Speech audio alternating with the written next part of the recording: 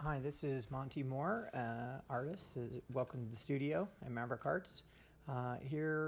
This is session one of a RogueOne illustration that I created as a fan art demonstration, a live piece of art that's streamed on Facebook, and people were able to follow along with me and ask questions and that sort of thing. So in this particular stage and in these first couple of sessions, I'm just using a black barrel Prismacolor Premier colored pencil on a gray Canson paper.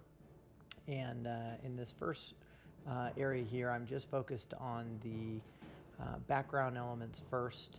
And rather than drawing the Death Star like you see in a lot of movie poster pieces, I decided to actually draw the Death Star plans, an actual schematic.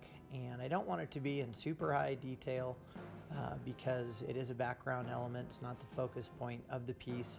It's there to add flavor to the overall illustration and enhance the characters. So you can see that kind of dramatic line that's part of the schematic kind of aims down towards K2SO's head.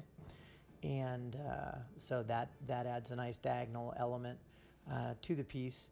And I'm not going to put a bunch of highlights and render this in photographic kind of detail because it should just be a little bit loose. It should look like a schematic.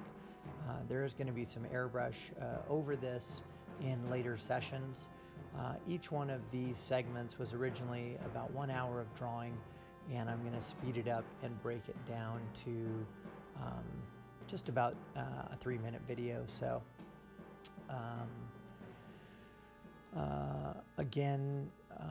this is just working on the basic shading. I have a protector on my hand to keep me from smearing some of the drawing.